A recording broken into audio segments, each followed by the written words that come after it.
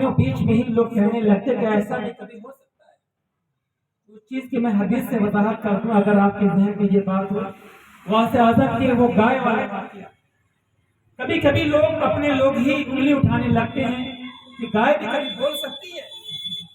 لیکن میں اس کے حدیث سے وضاحت کرتا ہوں۔ حضور غوث اعظم کا بچپن کا زمانہ تھا، اور بچپن کے زمانے میں بچے کبھی گائے کی پونچھ پکڑتے، کبھی کان پکڑتے، کبھی کچھ کرتے، کبھی کچھ کرتے۔ حضور غوث اعظم عبد القادر وہ بھی گئے، گائے کی پونچھ پکڑ لیا تو گائے نے پلٹ کر کہا ہے عبد القادر اللہ نے تمہیں اس لیے نہیں پیدا کیا، اللہ نے تمہیں اس لیے پیدا نہیں کیا، دیکھو مقام غوث اعظم، اللہ نے تمہیں اس لیے نہیں پیدا کیا کہ تم آ کر گائے کی پونچھ پکڑو، اللہ نے تمہیں اس لیے، وہ بھی حیرت میں پڑ گئے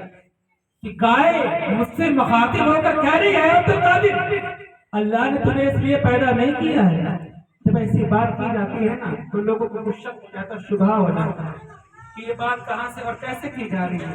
آئیے میں حدیث شریف سے واضح کر دوں تاکہ ہم کوئی بھی بات کرے تو ڈنڈے کی چوٹ پر کرے۔ اللہ نے وہ مقام غوث اعظم کو عطا فرمایا تھا، یعنی ماں کے شکم میں ہی ولی بنایا، یوں ہی نہیں بنایا، تو کوئی نہ کوئی بات تو ضرور ہوگی۔ اللہ اپنے خاص بندوں پر جب کرم فرماتا ہے، جہاں بندوں کی عقل سوچنا بند کر دیتی ہے وہاں سے رب کرم فرمانا شروع کرتا ہے۔ تو غوث اعظم نے جب پونچھ پکڑی تو گائے نے کہا عبد القادر اللہ نے تمہیں اس لیے نہیں پیدا کیا۔ تو حدیث پاک کی کتاب کا نام میرے ذہن میں نہیں آ رہا ہے۔ ایک مرتبہ ایک شخص ایک غیر مسلم گائے پر بیٹھ کر سفر کر رہا تھا، کہیں جا رہا تھا، کچھ دور گیا، گائے پلٹ کر بولنے لگی اے شخص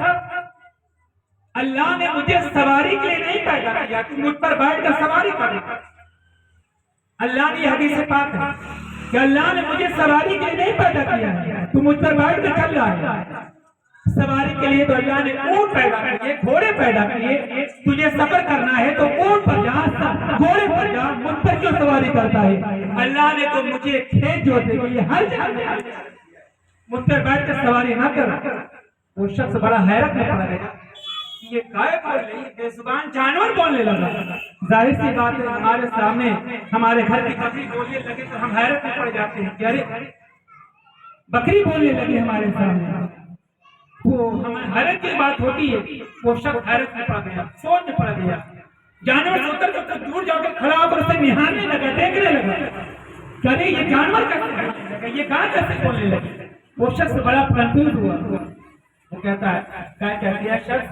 اللہ نے مجھے اس لیے نہیں پیدا کیا تو مجھ پر سواری کر، ارے مجھ سے کام لینا ہے، کھیت میں لے کر چل، ہل چلوا، کھیت جتوا، میں سواری کے لیے نہیں آیا۔ تجھے سواری کرنے کا شوق ہے تو گھوڑے پر جا، اونٹ پر جا، اور چیزوں پر جا، مجھ پر سواری نہ کر، میں سواری کے لیے نہیں پیدا ہوئی۔ وہ شخص حیرت میں تھا، ابھی حیرت میں تھا، حیرت سے نکلا نہیں تھا، اچانک گائے بول پڑتی ہے کہ حیرت میں کیوں ہے، اس سے بھی حیرت والی بات تجھے نہ بتاؤں۔ وہ شخص اور پریشان ہو گیا، کب اس سے ابھی تو حیرت سے نکلے نہیں، یہ تو عام انسانوں کے لیے حیرت کی بات تو ہے ہی کہ کوئی بے زبان جانور جب بول جائے، انسانی آواز جب بولنے لگے، بات کرنے لگے تو انسان کو حیرت والی بات لگنے لگتی ہے، تو وہ کہتی ہے کہ ابھی تو اس سے اور حیرت والی بات نہ بتاؤ۔ اس نے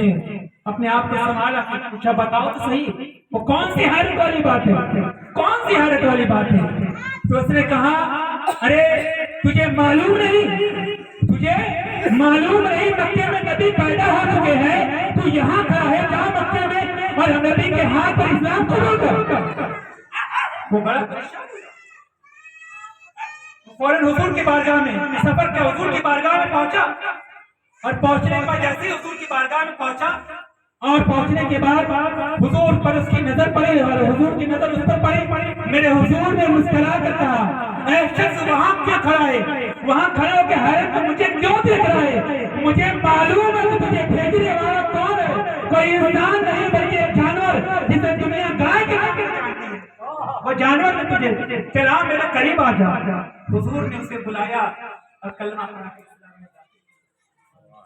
کلمہ پڑھا۔ میرے بھائی جب بھی بزرگوں کے حوالے سے کوئی حیرت والی بات کی جائے